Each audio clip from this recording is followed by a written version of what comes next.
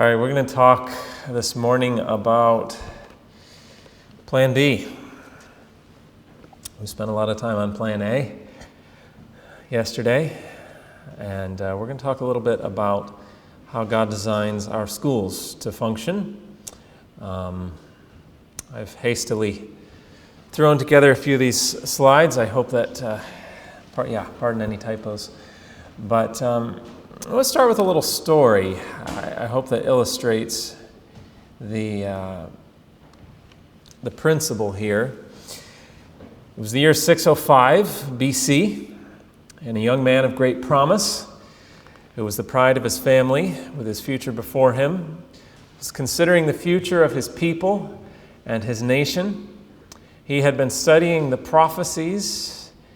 He knew their purpose on the earth, the nation of Israel. He knew that this nation of Israel was designed by the God of heaven to be a great nation, a nation respected by the other nations because they served the God of heaven. This God had promised to make them great. Why? Well, so they could be a light to the world. You are my witnesses, he had said. He wanted them to be the nation that all other nations would come to learn of the God of heaven. And as Daniel pondered these things, he looked forward to the day when his nation could be the light of the world. The day when the whole earth would be lightened with the knowledge of the Creator. He was a member of the nobility of the nation, Daniel was. Perhaps one day he would lead the nation in their God-given purpose. It was quite a future and quite a hope. But we know history, don't we? All of those hopes would have been soon dashed as Jerusalem, Daniel's beloved city, was besieged, captured, destroyed, and burned by the armies of Nebuchadnezzar. Daniel, along with many of his people, was seized and bound in chains and forcefully marched to Babylon, away from his home, away from his family, away from his city and his country and his hopes and dreams. Daniel's life was changed completely and forever. He realized that his nation had forsaken God. But God had made promises. God had a purpose to accomplish. How was God's purpose to be accomplished? Where were God's promises at this point in history? Where was the future glory of his beloved Israel? And most importantly, who would now be a light to the world? How would God's purpose be accomplished? How would God's name be honored and gloried? Who would be his witnesses? Think about that. Think about what it looked like to Daniel. Like, where's God's plan here? How's he going to accomplish his purpose still? Well, little did Daniel know his destiny, right? Little did he understand God's purpose for him. Little did he know he was going to serve in the court of the king. That very king that had destroyed his home and dashed his hopes and cruelly torn him from his family and marched him to Babylon as a prisoner would soon recognize and acknowledge the God of heaven and write a chapter in the Bible through Daniel's influence. Little did Daniel understand the witness that he and the others captured with him were to have in their land of captivity. The reality was, though the circumstances had changed, God's purpose had not. God's purpose was still to be fulfilled. What Daniel was experiencing was Plan B. God's purpose was still to be fulfilled in bringing the knowledge of him to the world. But though his people failed in God's original plan, God was going to still fulfill it by having the captives in Babylon fulfill that purpose. And we're told not by, see if we can get this working. There we go. Not by any temporary failure of Israel was the plan of the ages for the redemption of mankind to be frustrated. And this story is just an illustration of Plan B. It is an example of God's mercy. God doesn't just say, well, oh well. He says, okay, let's try this again. He has pity for our weakness. God always has a perfect plan. We call that plan A. But unfortunately, we humans usually spoil it. Always spoil it, it seems. And so there's plan B. Our merciful God doesn't leave us to the mess that we've created. He brings in another plan. Now the thing is that plan B doesn't replace plan A.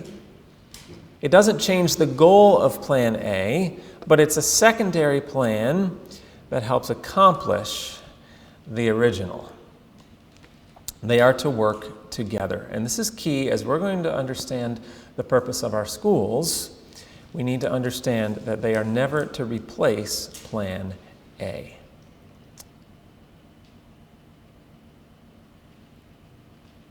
We talked yesterday about how Adam and Eve had received instruction through direct communion with God. Sin entered this world, and a few things changed, didn't they? One of those things was the method of communication. We saw that in the divine plan of education as adapted to man's condition after the fall, Christ stands as a representative of the Father, the connecting link between God and man, and he is the great teacher of mankind. So, originally it was direct communion with God, and then after sin, God established a system of representatives. We looked at that yesterday, but that's just another example of a plan B. And I love this statement from Education, page 30, that says, under changed conditions, true education is still conformed to the Creator's plan, the plan of the Eden School. We look at that Eden School and we're like, yeah, that's not in operation anymore. Actually, it is. It's just the conditions are different. Adam and Eve received instruction through direct communion with God. We behold the light of the knowledge of his glory in the face of Christ. So let's first of all review what the original plan was. We looked at this yesterday, that the system of education instituted at the beginning of the world was a model for man throughout all after time.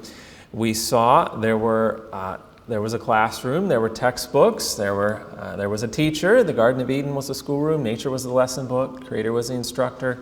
Parents of the human family were the students. And we saw that central unit of organization was within the family. Theirs, in the truest sense, was a family school. This is the original plan. So we had the content as the Word and the works of God. The unit of organization was the family, and the teacher was God himself. But then some things changed, right? And we had the plan that became adapted after sin entered the world. What did we see changed? In the divine plan of education as adapted to man's condition after the fall, Christ stands as representative of the Father. We saw this new position of the parents, this new responsibility of the parents, this system of representatives. So now we have the content remaining the Word and works of God, the unit of organization is the family, and the teachers are Jesus. The teacher is Jesus through the parents. Now, one thing we didn't really highlight yesterday, let's go back to this statement. In reality, everything changed. It's just some things didn't change as much as others. God could no longer directly communicate with his human family, and so he established a system of representatives. But let's take each one of these items. The Garden of Eden was the schoolroom. Did anything change about the gardening experience after sin entered the world? Are there any gardeners here? Okay, weeds, right? We didn't have those in the beginning. That was part of the curse, right? God said it's going to be a lot harder for you to grow your own food. So, and what's beautiful, there's a statement that says both the curse and the blessing came from the same source.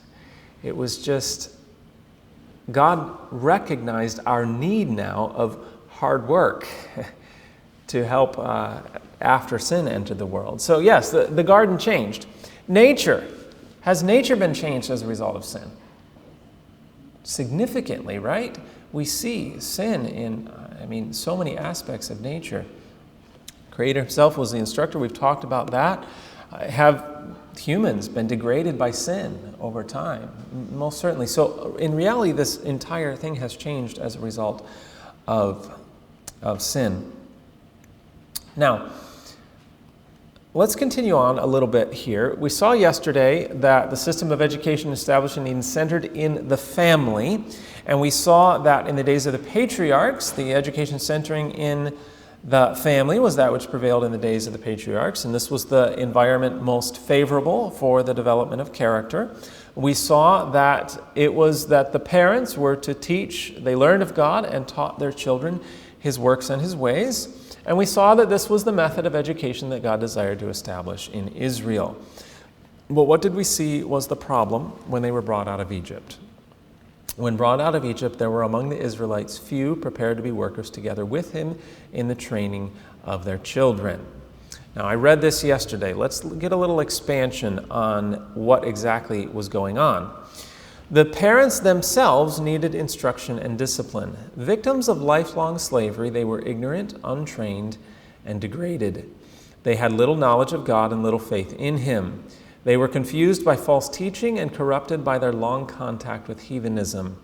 God desired to lift them to a higher moral level, and to this end He sought to give them a knowledge of Himself. I talked about this a little bit yesterday, but when the children of Israel were taken out of Egypt, they couldn't cooperate with God because they themselves were unprepared. And God did not throw away the system of the family. He said, I need to educate the parents. That's what we read here. To this end, He sought to give them a knowledge of Himself.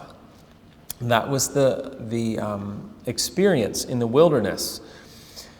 These principles embodied in His law, the fathers and mothers in Israel were to teach their children. So do we still have the family as the unit of education here? Absolutely. Moses, by divine direction, declared to them, these words which I command thee this day shall be in thine heart. Thou shalt teach them diligently unto thy children, and shalt talk of them when thou sittest in thine house, when thou walkest by the way, when thou liest down, and when thou risest up. So God had not yet, this is an important point, in the time of the children of Israel, when they were brought into Canaan, anyone know how many years we are into the history of the world at this point? When the children of Israel enter in Canaan? Roughly 3,000 years, right? God had not, half the history of the world, God had not yet instituted schools. He continued to work with the family. Garden of Eden, family is the original. Sin broke that connection. He reestablishes the family as the original again. Days of the patriarchs, still maintains the family.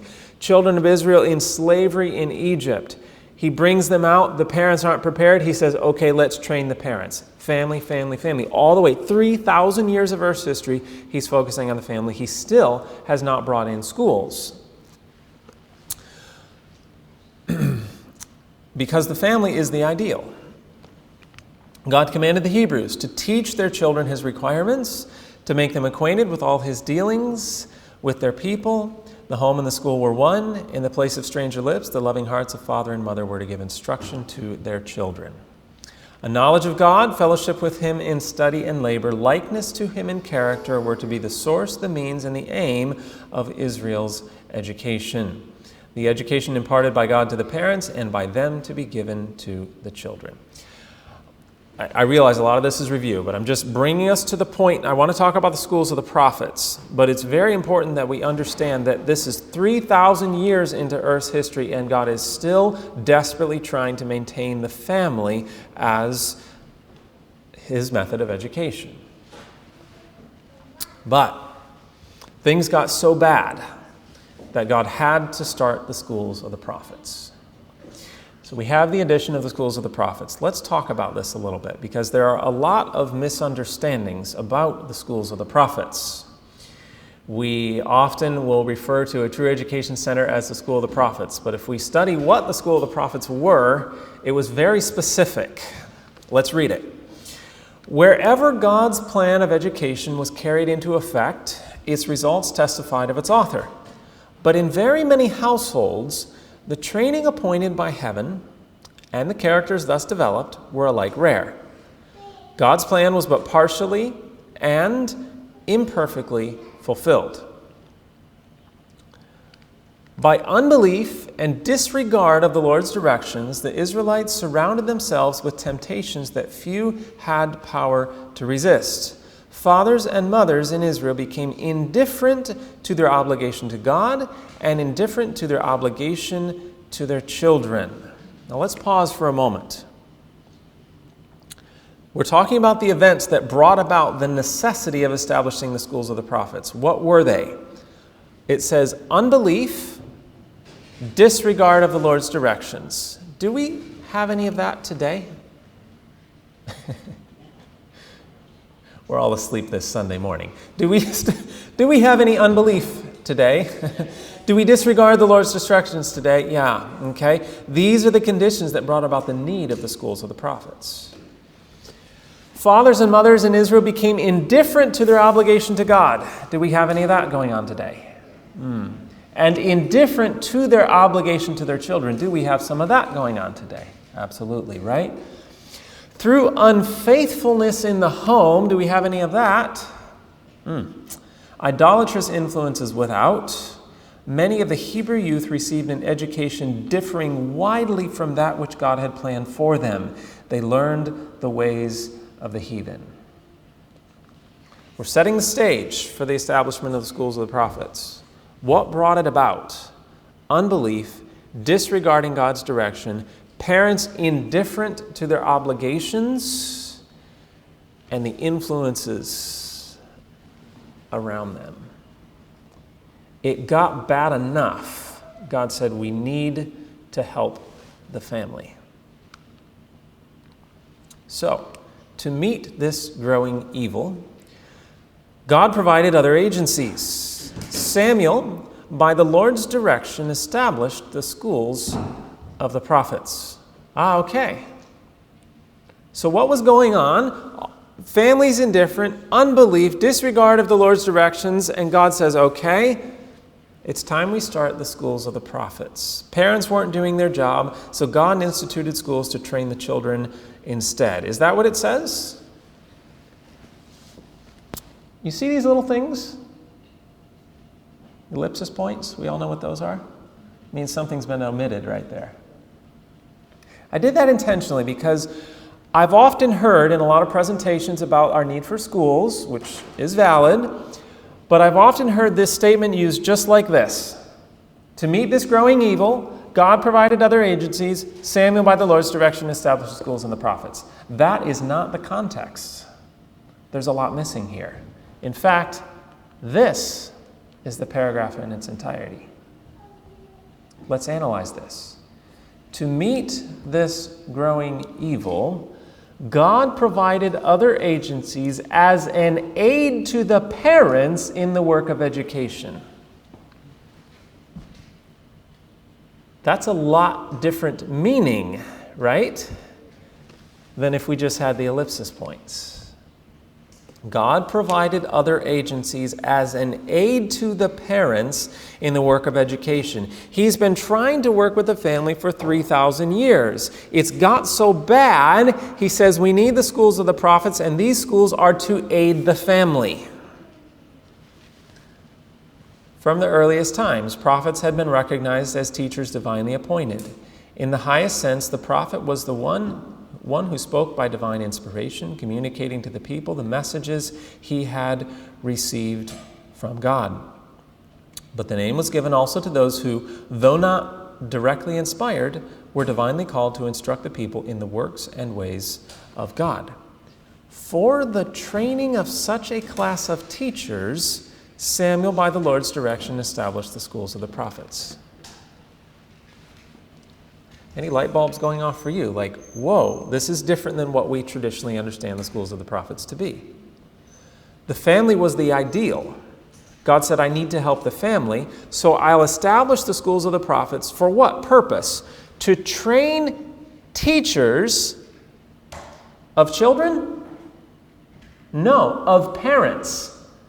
To train teachers to then go as an aid to the parents in the work of education. The schools of the prophets were not necessarily, they weren't a place for parents to just send their children to because they weren't doing a good job. The schools of the prophets were for youth that came from good families to then go and help the families who were struggling. as an aid to the parents in the work of education. Continuing, these schools were intended to serve as a barrier against the widespreading corruption, to provide for the mental and spiritual welfare of the youth, and to promote the prosperity of the nation. How are they going to do this? By furnishing it with men qualified to act in the fear of God as leaders and counselors. Again, these schools were to prepare spiritual leaders. They weren't just open to anyone. Further provision was made for the instruction of the young by the establishment of the school of the prophets. If a youth was eager to obtain a better knowledge of the Scriptures, to search deeper into the mysteries of the kingdom of God, and to seek wisdom from above that he might become a teacher in Israel, this school was open for them, to him. So again, I want to clarify, because we may have heard, well, God ordained the schools of the prophets so that if families didn't educate their children properly, they could send their children there. That is not the case. God established the schools of the prophets to provide spiritual leaders to help with the welfare of the nation and to help those families who were not doing their job well. Did that change later? Yes, in modern times. So let's fast forward to modern times. Has the plan B changed, or shall I say, has plan A become obsolete? We read, in his wisdom, the Lord has decreed that the family shall be the greatest of all educational agencies. Okay, this is written to us as a people, speaking of plan A. So I'll ask, has plan A become obsolete? Clearly not. It is in the home that the education of the child is to begin. Here is his school, first school. Here with his parents as instructors, he is to learn the lessons that are to guide him throughout life, lessons of respect, obedience, reverence, and self-control. What is he learning in the home? Math, science, history, government? No. Respect, obedience, reverence, self-control. Okay? You can teach the other things, but these are your most important topics. God commands his people to bring up their children in the nurture and admonition of the Lord. What does it mean, the nurture and admonition of the Lord? It means to teach them to order the life by the requirements and lessons of the Word, to help them gain a clear understanding of the terms of entrance into the city of God. Again, this is modern times, speaking to parents. Parents still have this responsibility.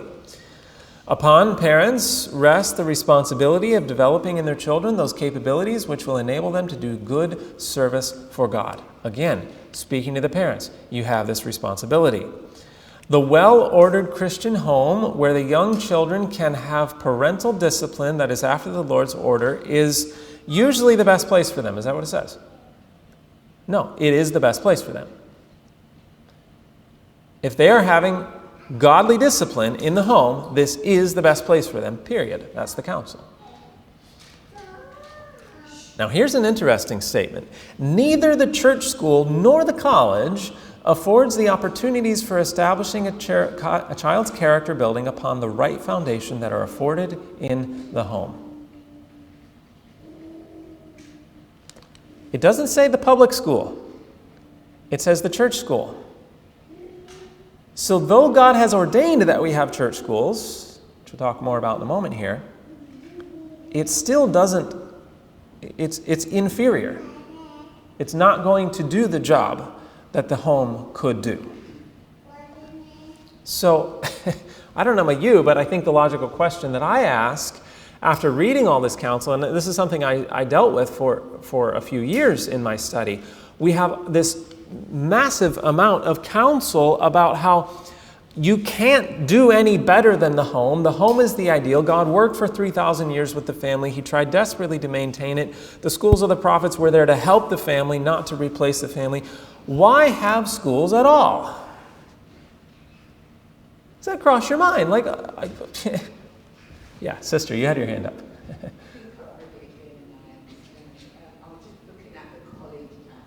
Mm-hmm.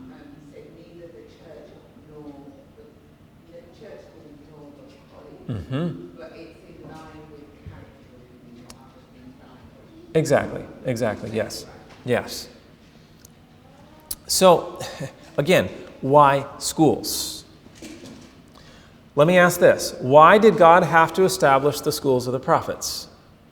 We read unbelief, disregard of counsel, parents indifferent to their obligations.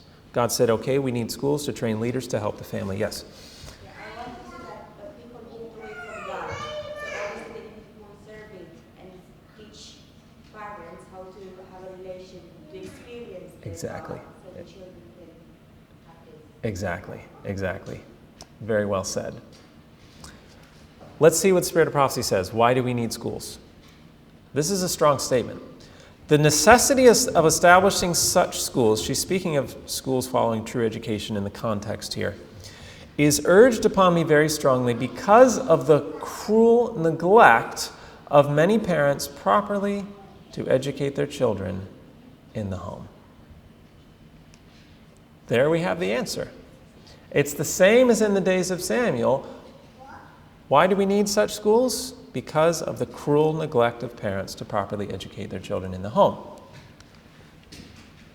Do I need to point out to any of us that this is what we see in the world today? I mean, this is the way it is. This is why, if I can just say it succinctly, this is why we can't throw out Plan B, though Plan A is so much more ideal. Here's another one. Sometimes there is in the school a disorderly element that makes the work very hard. Any teachers can relate to this? Any disorderly elements that make your work hard? Yeah.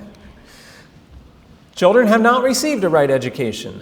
Who have not received a right education make much trouble. True statement. The fact that there are children with such characters is one of the reasons why church schools should be established. The children whom parents have neglected to educate and discipline must be saved if possible. Now that's interesting. If possible. In other words, the family is the ideal, as we've seen. Neither the church school nor the college affords, as we read, the opportunities for developing the character that are afforded in the home.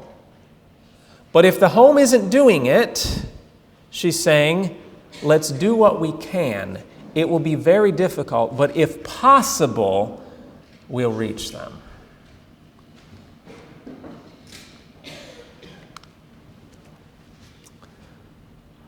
And I want to go back to this one because really it doesn't get much more clear. Plan A is the best, but the parents aren't following Plan A, and so we need Plan B. But the thing is, we need to be careful not to allow Plan B to replace Plan A or change the goal. Think about the schools of the prophets again. Were they to replace the family, yes or no? No, they were to help the family. What does it mean to aid? You know, I think about how many have ever had their vehicle stuck in the mud? Anyone? Snow? Yeah, okay. A few of you in the snow, right? Those of us who grew up on the farm and such locations know exactly what it is to get your vehicle stuck in the mud, buried in the mud. And so you need some help. So maybe you're just a little bit stuck in the snow and you call your friend, come help me push this car out.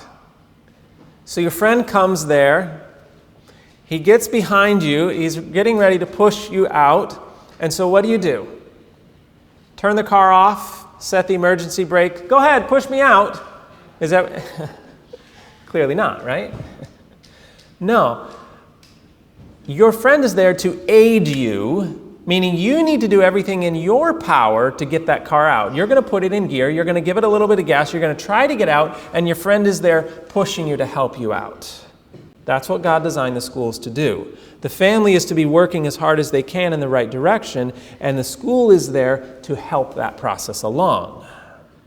But what typically happens today, as I'm sure I don't have to point out to us, is that the parents like to just sit there, shut the car off, set the brake, and wait for the school to do all the work. And that's not the way God has designed it to work. Yeah. Yes, yes. Right. That's a good point.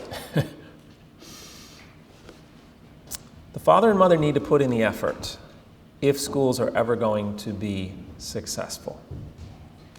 We can have the best school possible, and we have excellent schools, and I hope there's an excellent school being started right here in Lutterworth. But that school will never accomplish what God designs it to unless we are working as an aid to the family, helping the family do their job better. It will never replace the family. It cannot.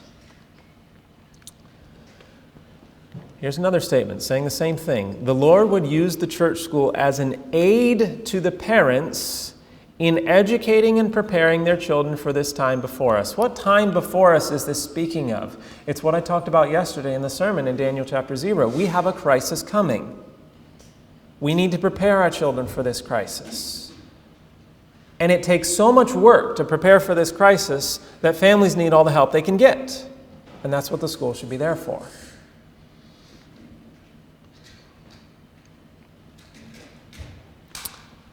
This is interesting also. Parents, help your children to fulfill God's purpose for them. In the home, they are to be trained to do missionary work that will prepare them for wider spheres of usefulness. What are we training them for? Missionary work, right? What about the school? Our schools are the Lord's special instrumentality to fit the children and youth for missionary work. You see, both entities have the same focus. Both are focused on preparing missionaries. Let fathers and mothers cooperate with the teacher.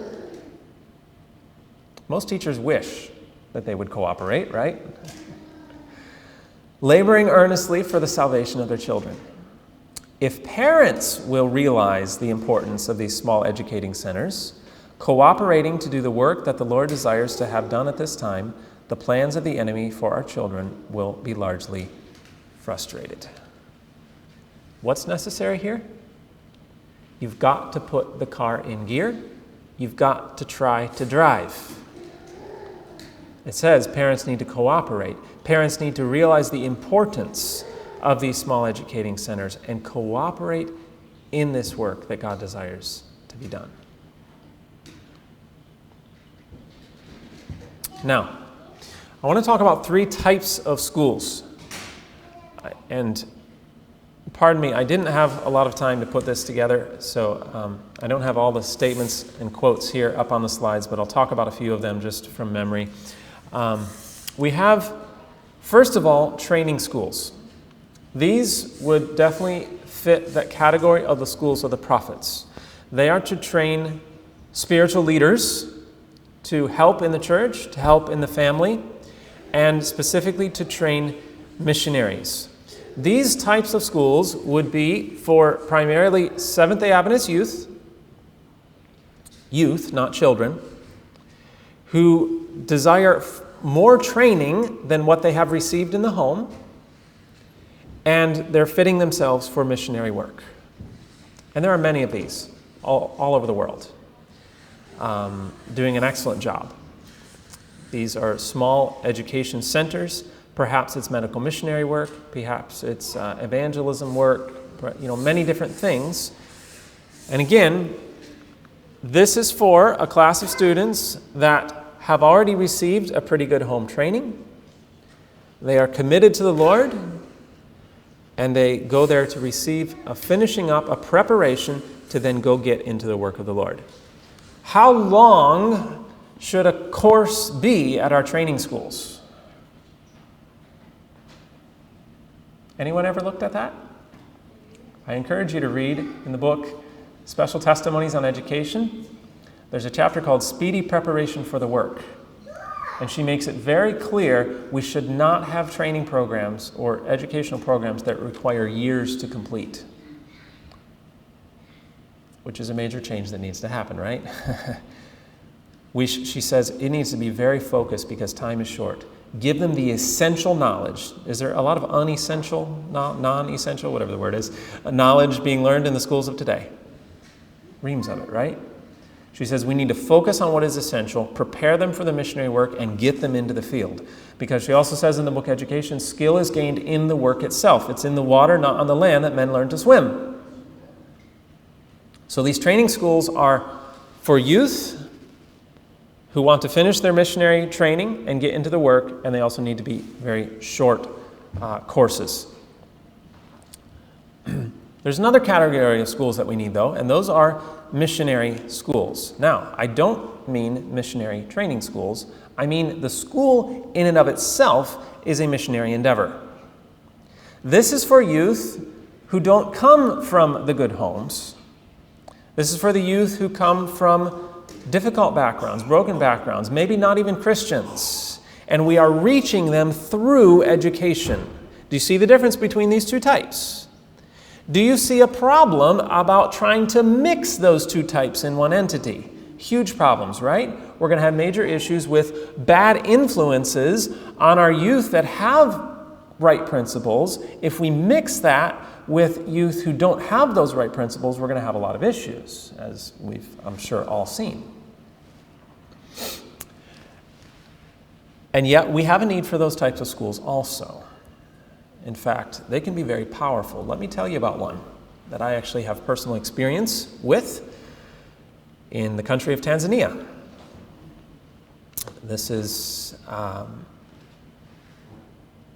school that, well, let me give you a little bit of background. About 20-some years ago, the Tanzanian government established a primary education program which made primary school compulsory for all children, starting at age 6 or 7. And according to the statistics by the United Nations, it's created this great change in the education system of the country, and 96% attendance and all this sort of good things. But the reality is, it doesn't look quite so that good in reality.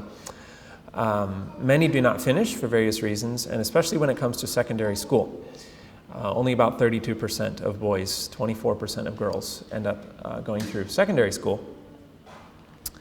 And there are a lot of factors involved there. Teenage pregnancy is one of them, child labor, a lot of different things. But to really sum it up, what's going on is you're taking children out of their homes, out of the villages, out of their communities, where they are learning very practical life skills as part of the family, placing them in the artificial environment of the school at too early of an age. They're struggling. They often don't complete. When they don't complete, they don't finish their training, they go back to their communities, but they are not respected because they have, quote unquote, failed in their education, supposedly. And what usually happens with them, because they have not learned any practical skills, they don't know how to support themselves, they're not respected by their communities, they can't get a job, and so they end up living on the street or getting into trouble and going into drugs and a bad lifestyle, and it becomes a really terrible cycle. So this is an example here. Here's an opportunity that we could reach these students through a school. And this school did exactly that. This started in 2004 in partnership with Reach Switzerland and Kibidula Mission. They started a vocational training center. They call it the agriculture school because that's what they focus on. They teach agriculture. Now, what did we read Friday night about what should be the A, B, and C of true education? Agriculture, right? So that's exactly where they started. They specifically target the school dropouts, these students who are having struggles and who have failed secondary school. They live on 3 separate farm units. Actually, I think there's 4 of them now, I'm not sure. And they function as a little home, actually. There's about 20 students living in, for example, this is one of the units. There's about 20 students living there, and they grow all their own food. And I literally mean all their own food. They actually grow their own oil. They grow sunflower and press it into oil, and completely self-sufficient. They grow some extra of what they can to sell and purchase other crops, and they're completely self-sufficient. Here's just a few pictures. Maybe. There we go. Inside one of the units, and you can see they're using every bit of available land to grow food. Here is students and staff living together, just as we're counseled not to have dormitories. Did you know that? We're counseled not to have dormitories, that we should have school homes because our schools should be modeled after the home. The family is the ideal. God says the school, it's a plan B, but it needs to be modeled after plan A. And so they don't have dormitories. They have students and staff living together, working together, growing their own food together, cooking together, doing everything together. So they develop relationship, which we talked about yesterday, is so important. Some of the crops that they've grown. Here's one of the students making the best food in Tanzania called the chapati, according to my humble opinion. And very likely he actually grew the wheat that he's making those out of. Every student has their own garden. Responsible for their own crops and their own orchard. They have livestock. It's quite an amazing program. So has it been effective? Well, remember there's 3 areas of education: physical, mental, and spiritual. They're doing quite well about the physical. They're teaching them agriculture, they're teaching carpentry and sewing and a long list of practical skills. What about the mental? Well, they're pretty busy with their farms, but they take a little bit of time to learn some academic skills. But remember, these students failed secondary school. Supposedly they're dumb and they can't do these things, right? These students are then going and taking the national exams and scoring some of the top scores in the nation on the exams that they would have failed before. God's methods work, don't they? Balancing the physical and the mental. But what about spiritual? Well, no dormitories, so the students are there associating with their teachers, meaning there's relationship developed. There's opportunity for the teachers to teach them about God, to give them lessons, how to have devotions, how to have a relationship with God. They teach them about the Seventh-day Adventist beliefs. They have a church there they can attend. And the results? After this 2-year training program, 99% of these students who started off, the majority of them not even Christians, are baptized Seventh-day Adventists. This is another type of school that I believe we need. It's to help those who haven't had a good education. And we're told that our schools should be missionary endeavors. So we need training schools to help those students, those young people who come from good homes, who desire to be the teachers in Israel. That's like the schools of the prophets. But I believe we also need a class of schools that are reaching those students who don't come from good homes. Now, what about schools for children? Remember what we looked at yesterday. The counsel is until the age of 8 or 10. Where is the ideal educational environment?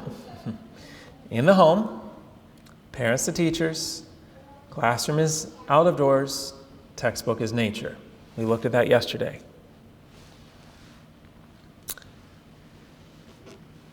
Are all children getting this? No. Clearly, many of them are being sent to school. But there's another category. Some children are not being sent to school, but they're also not receiving what they should be receiving during those early years.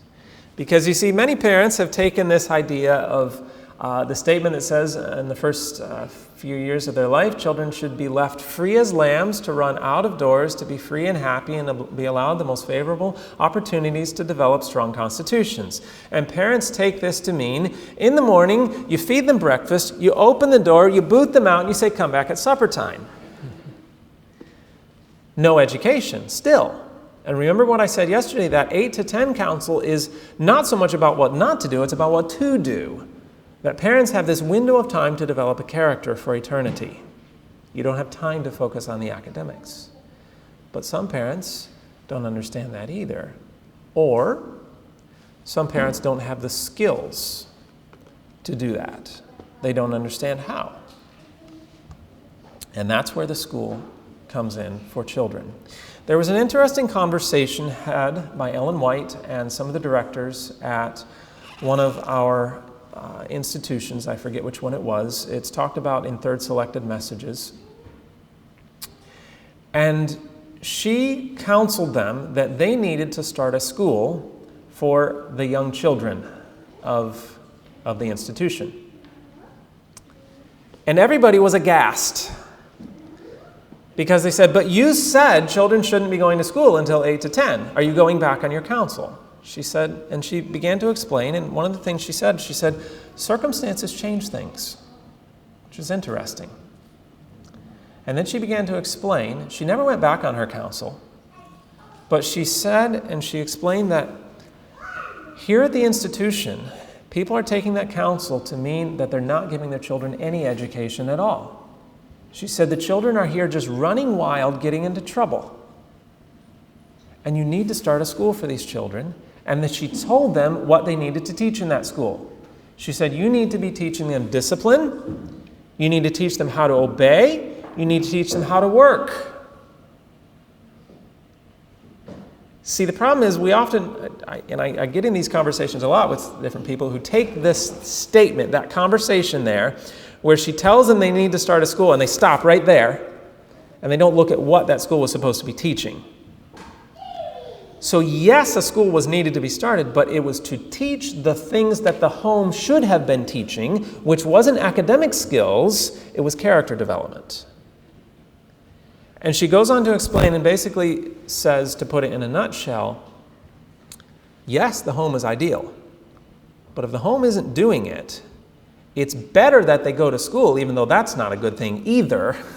It's better that they go to school so that they can get some character development than not receive that at an early age. Am I clear? Am I explaining this well enough? Okay.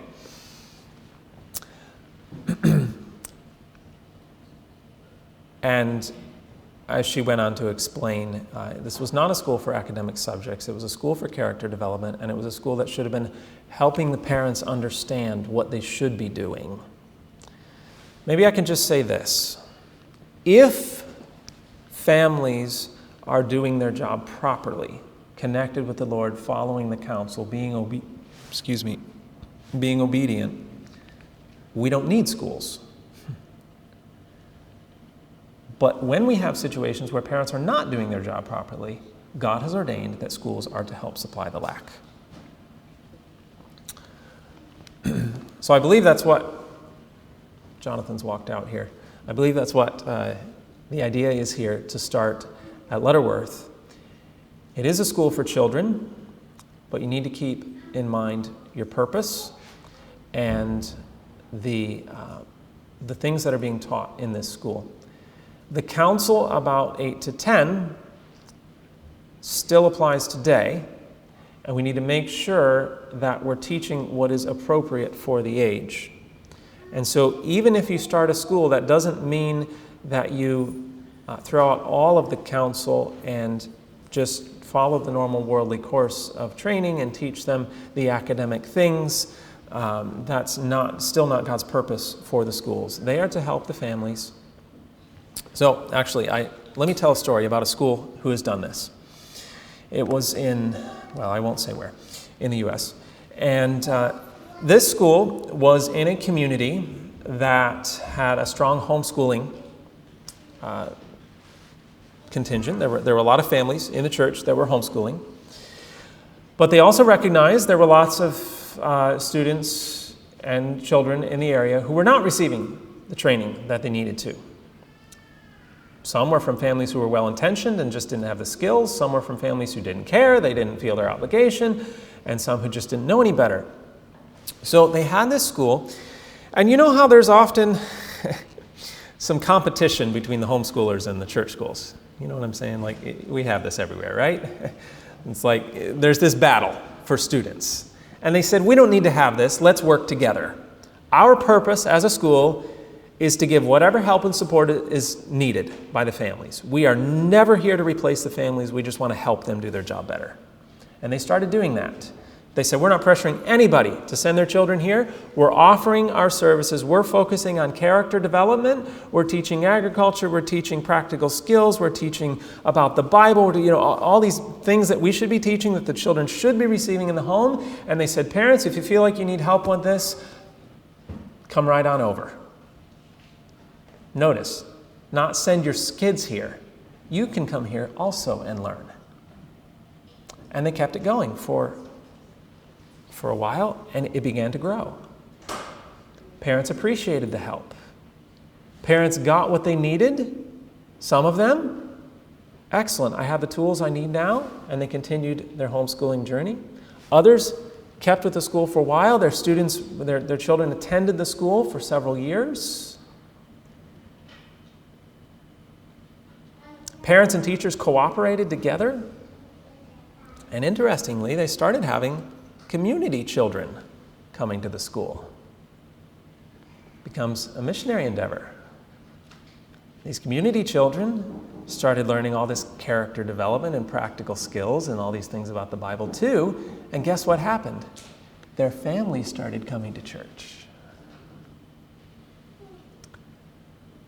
They reached a point where the majority of their students, because they had done this training, they'd focused on helping the families of their church to the point where those families felt like they were grounded and could continue the process on their own. And rather than feeling like, oh no, we're losing our student base, those students started to be replaced with community children, and pretty soon it was over 50% of the attendance was community, and it turned into an evangelistic effort because the community members could see the families in the church. Remember, the greatest influence for the power of Christianity is a well-ordered family. They could see it happening in the church because the school had helped them with that, and the results were amazing. So there doesn't need to be this competition. It needs to be this focus on we're here to help the family. Now, let me just finish up with a couple of points here. Let's remember our goal. We're teaching students to know God. We want the Bible to be the foundation of teaching and instruction. We want to develop the mental, physical, and spiritual powers in balance. We need to be training unselfishness, preparing missionary workers for the Lord. There should be nature study rather than academic study before 8 or 10. Training independent thinkers, and careful supervision of students' associations with one another. All of these principles can be applied in the home and in the school. I'll finish with this point. The tabernacle in the wilderness. You're like, what does this have to do with schools? Why was the tabernacle in the wilderness given? In the book Education, it says that it was given to the children of Israel in pity for their weakness, because they couldn't understand the character of God. They struggled to understand the plan of salvation. The tabernacle in the wilderness was a plan B. It was to provide graphic, pictorial, physical illustrations of the plan of salvation to the children of Israel. Every lamb that was slain was to teach them to look forward to the Lamb of God who was to come. Was the tabernacle the plan of salvation? No, clearly not. It was to teach them about the plan of salvation.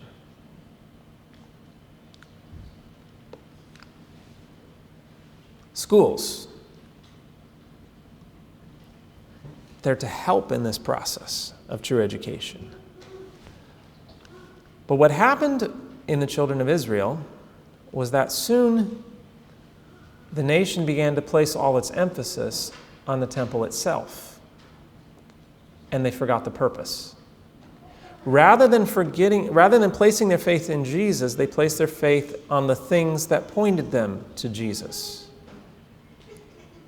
So when Jesus came, they didn't recognize him in whom their temple services were fulfillment. They allowed the method to become the goal. They allowed the method to become the goal.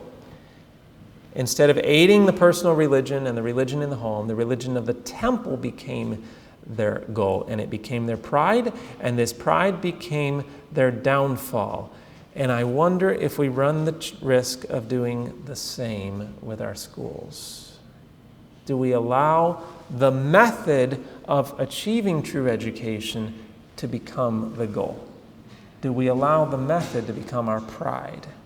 And most importantly, do we allow it to replace plan A?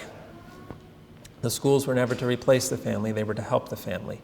Let's not make the same mistake of Israel. Let's remember the importance of the family and work to help them in every way possible, be it in the school, be it in training, be it in seminars, whatever the case may be. Maintain that family unit that God has established at the beginning and never intends to be broken. Okay, let's take a break. We'll take 10 minutes. We'll come back at 11:30. Any other announcements, Jonathan? Okay, let's pray. Father in heaven, thank you for your beautiful counsel to us and helping us understand how we should be working together in this beautiful unit of true education, families and schools together. And I pray for this church here at Lutterworth as they're embarking on this adventure, this work in the school. And I just pray that it will achieve the purpose that you've got, that you design it to. Thank you, Lord. We ask in Jesus' name. Amen.